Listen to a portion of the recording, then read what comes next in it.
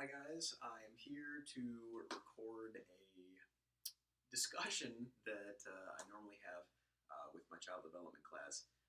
I'm standing in the middle of my room because I feel like I need to move around a little bit for this story, and there's nobody here, so I can have my mask off, and it'll be great. So I wanted to tell you guys the story of my daughter. Which is pretty cool because I kind of wanted to talk about the whole birthing process and everything. But in order to do that, I really have to take a little step back, and you got to bear with me. I'm going to try to do this in like one straight take. But hopefully, if I make a strange face all of a sudden, it's because the video cut and I needed to change things up. But anyway, so my wife I actually met online in 2015, which is crazy. We ended up meeting online in the first place because, ironically, she had set up a dating profile as a joke online and just happened to find me, and it was like, whoa, okay, you're pretty cool, I'm pretty cool, and we got together, and I mean, just history ever since, pretty crazy. We dated for about a year, and then we were engaged for about a year. I just knew. And people have asked me before, like, how did you know that your wife was your wife? Well, that's really a whole different day, a whole different discussion. But I dated a lot of people, and I sort of knew what I wanted in a significant other, and I really saw that in her. So I decided to get engaged, and we got married in on the summer of 2017. So pretty cool. Um, so we were married for yeah, okay. We were married for about a year and a half. I had to think about that a little bit. Um, and well, actually, it was about a year when we started discussing, like, when do we want to have kids? And we discussed it before about, like, how many we wanted to have and sort of, like, when we wanted to go about that. We were going to try to plan it so that we had the child at a time that was, like, right at the end of school. So that way I wouldn't have to take, like, a paternity leave for as long. And I could spend more time with her in her very, very, very early years. So that was pretty cool. We had that discussion pretty early on, and then after about a year and a half, we decided, okay, well, I think it's about time to start trying. So we did. We started trying to have a child, and Holly got pregnant. And if you want to know how she announced it to me, because everyone always does, how'd she tell you? How'd she tell you? We kind of had this like running joke that when she got pregnant, we would have celebration quesadillas. It's so funny, but we love Taco Bell. Like love Taco Bell a lot. It's one of those places like you can go and order a ton of food for cheap and it's delicious. And it's not the best quality, but like who cares, right? So she brought home Taco Bell, and I hadn't even didn't really click in my brain. But I was working on some schoolwork. She brought home Taco Bell and kind of, pulls out the meal and whatever, hands me the bag of food. And I pull out this like plastic sandwich baggie, and all it has is a sesame seed in it. One single sesame seed. And I was like, what? So strange. And I'm like, why would they give us this? I don't think we should eat this food. It's tainted or something. Like, this seems like it's someone else's lunch. And she's like, no, that's the size of our child right now. And I was like, whoa! So I had this moment of, oh my god, I'm going to be a dad. And it really is a crazy, crazy feeling.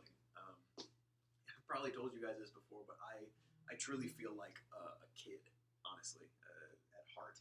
So to hear that I was going to have a kid feeling like a kid was super strange to me, but it was also a really cool feeling all at once. So my parents are crazy excited. Her parents are crazy excited because on both sides of our family, it's the first grandchild. So they are freaking out. My friends, all of my friends are terrified. Okay? And I have very few of them. If you know about my close friends, I really have three. And all of them were terrified for me. Like, oh my god, you're actually doing this. This is happening. This is real life. This is the first one in my group of friends to even branch out and do anything like this, have a child. So it was crazy for them and actually really scary Because originally Chuck was like, oh, well, I'm going to lose you as a friend. You're going to become a dad. And I'm like, no, that's not how it works. There's going to be less time, which there definitely is, but not losing by any means. I'm going to take off the screensaver. Sorry, I am using the screen as not a teleprompter necessarily, but there's like bullet points to help me sort of lead myself through the story.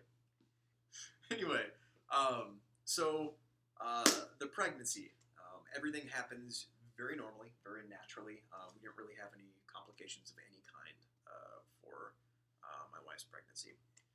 In regards to like symptoms of pregnancy, because your body will normally not reject the fact that it's having a child, but like it kind of freaks out a little bit. And you'll read about that a little bit when we get into our prenatal development. But morning sickness is very, very common. It's usually just sort of vomiting early in the morning. Holly only got sick like all of once or twice. It really wasn't very much at all, which is pretty crazy. She did get a Charlie horse. Apparently these muscle spasms are a pretty regular thing because your muscles are kind of shifting around in your body a little bit to make room for the child. And she got one in her leg in the middle of the night that was so aggressive on her, she literally woke up screaming and thrashing. So I'm like getting hit in the face, and I'm freaking out. I'm like, oh my god, what's happening? It was pretty funny. But in the morning, I mean, just from that one muscle spasm in her leg, she had a bruise, like huge, almost the size of 2 softballs. Her whole leg was black and blue. So that's real life.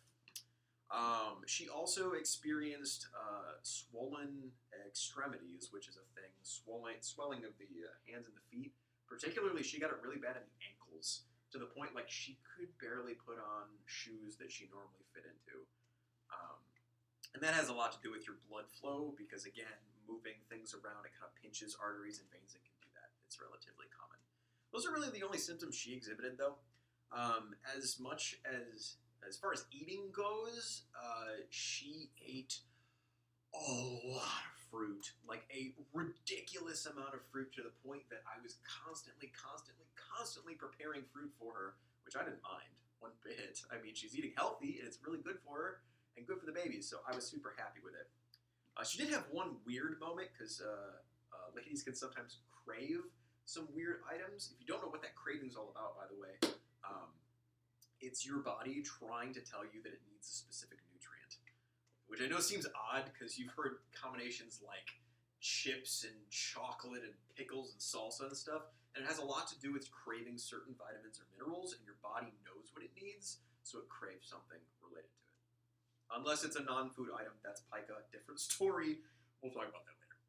But the one thing that she had, she really wanted spinach artichoke dip.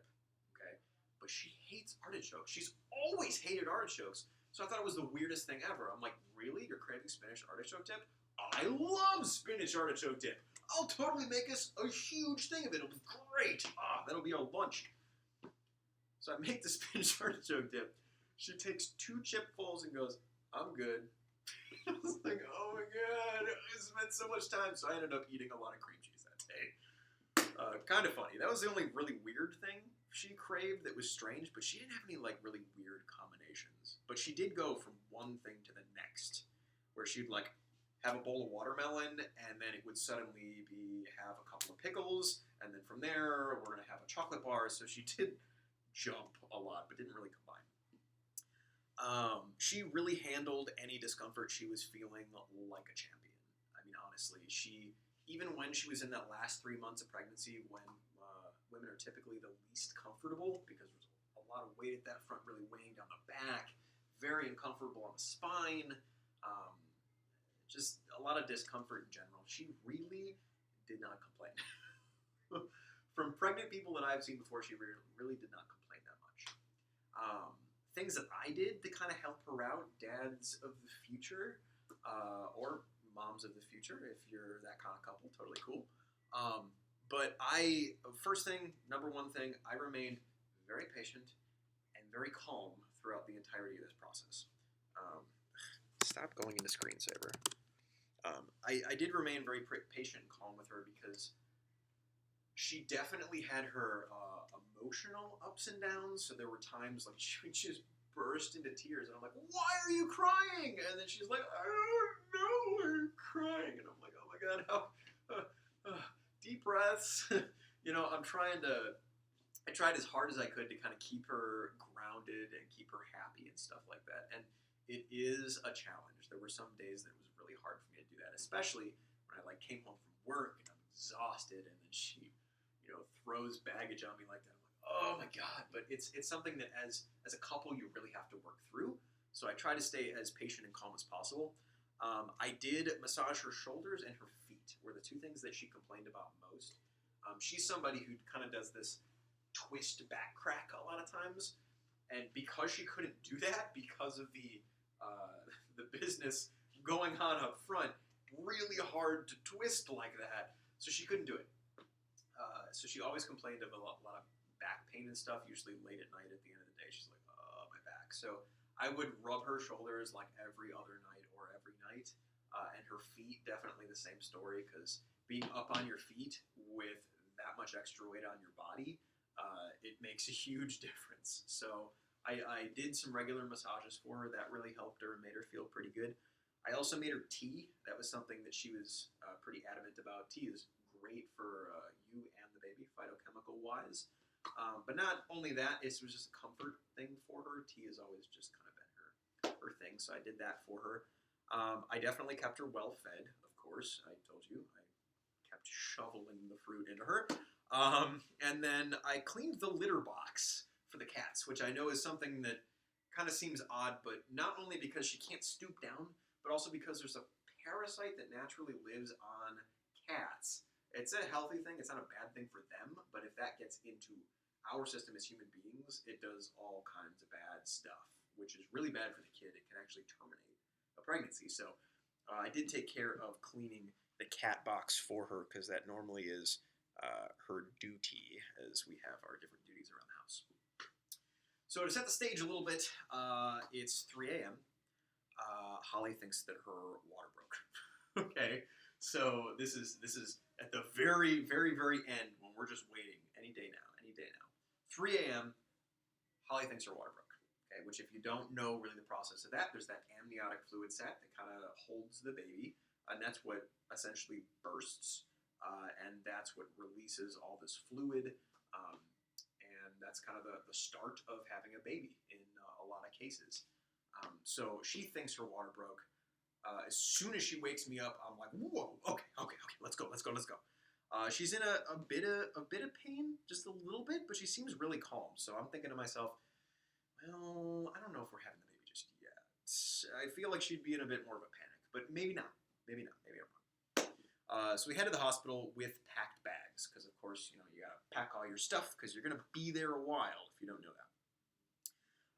So doctor tells us that she's wrong and to go home. That was our first experience at the hospital.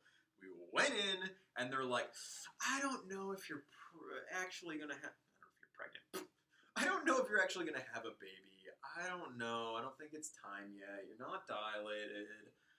There's some contraction stuff going on, but it's probably not a big deal. So we're just going to keep here for like an hour, and then we're going to send you off if we don't see anything." So they ended up sending us home. So we went home. Now it's 5 p.m. that same day. Holly is having contractions about 20 minutes apart. We head back to the hospital, because at this point I'm like, okay, I don't care what they just told us. We're going back to the hospital, because I'm not having you have this baby in our living room. So, doctor tells us that she has a UTI. That was her inspection. She gets inspected and goes, you have a UTI, you're not having a child yet. So I'm like, are you serious? Oh my god, how long is this going to go on? And she is like, no, I'm having this baby. Are you kidding me? And the doctor's like, okay, fine. Stick around for a little bit. We'll check your dilation of your cervix, and we'll see if you're actually going to have this child tonight or not. So 7 p.m., 2 more hours goes by, and the doctor does her inspection and says, oh yeah, you're dilated to a 3. It looks like you are going to have the child. And I'm like, jeez, thank you, good stuff. As the process is happening, like the contractions are getting more intense. They're getting closer together. They're longer. So she's really just, she's hanging in there. Okay.